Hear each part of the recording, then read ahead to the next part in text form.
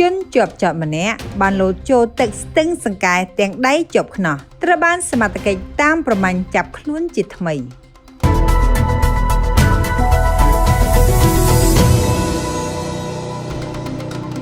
ខេត្តបាត់ដំបងបុរសជាជនជាប់ចោតម្នាក់បានព្យាយាមរត់លោតចូលទឹកស្ទឹងសង្កែទាំងដៃជាប់ខ្នោះដើម្បីគេចខ្លួនបង្កការភ្ញាក់ផ្អើលនៅរសៀលថ្ងៃទី10ខែមីនាឆ្នាំ2025នៅខាងមុខមន្ទីរពេទ្យបង្អែកខេត្តបាត់ដំបងពេទ្យធំស្ថិតក្នុងក្រុងនិងខេត្តបាត់ដំបងប្រពន្ធពីសមត្ថកិច្ចបានបញ្ជាក់ថាជនជាប់ចោតខាងលើត្រូវបានសមត្ថកិច្ចចាប់ខ្លួនជាប់ពាក់ព័ន្ធករណីថ្នាំញៀននិងបានបញ្ជូនទៅមណ្ឌលបន្សាបគ្រឿងញៀនហើយក្រោយមកជនខាងលើមានជំងឺសមត្ថកិច្ចក៏បានដឹកបញ្ជូនមកសម្រាប់ព្យាបាលនៅមន្ទីរពេទ្យបង្អែកខេត្តបាត់ដំបងហើយបន្ទាប់ព្យាបាលបានជាធូរស្បើយហើយសមត្ថកិច្ចក៏បានមកនាំយកជនជាប់ចោតនេះឡើងឡានដើម្បីដឹកយកទៅមណ្ឌលបន្សាបគ្រឿងញៀនវិញភ្លាមនោះជនជាប់ចោតបានព្យាយាមរើបំរាស់រត់ទាំងដៃជាប់ខ្នោះហក់ចូលក្នុងទឹកស្ទឹងសង្កែហើយឆ្លងទៅម្ខាងគេចខ្លួនបាត់ស្រមោល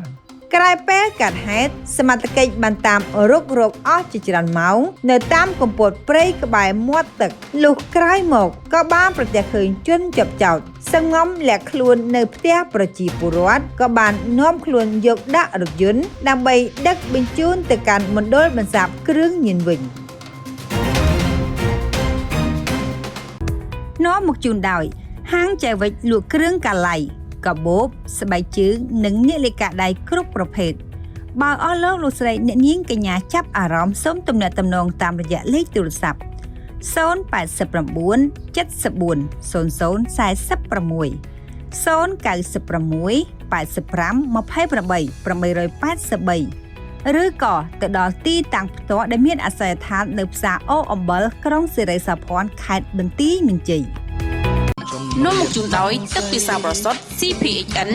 ជាទឹកបរិសុទ្ធមានរសជាតិឆ្ងាញ់ត្រជាក់ជាប់ចិត្តដិតអារម្មណ៍ជាកម្មសិទ្ធិរបស់សហគ្រាស CPHN មានដាក់លក់ទូទាំង25រាជធានីខេត្តហើយបើឲ្យលោកស្រីអ្នកនាងកញ្ញា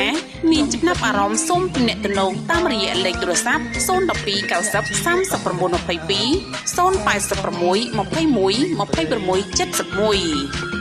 តើលោកអ្នកកំពុងតែស្វែងរកសាលាដែលប្រកបដោយគុណភាពដើម្បីទៅធ្វើការនៅប្រទេសកូរ៉េមែនទេគ្មានលទ្ធភាពបង់ថ្លៃសាលាចំណាយលើកន្លែងស្នាក់នៅចំណាយសម្បត្តិយន្តហោះនិងចំណាយលើឯកសារផ្សេងៗមែនឬទេសូមបងប្អូនអស់បារម្ភសាលាបណ្ដុះបណ្ដាលភាសាកូរ៉េវិសាលភាពអាចសម្រេចក្តីសុបិនជូនលោកអ្នកបានសាលាមានគ្រូជំនាញនិងបទពិសោធន៍ច្រើនឆ្នាំសិក្សារយៈពេលខ្លីឆាប់ចេះឆាប់យល់ធានាប្រឡងជាប់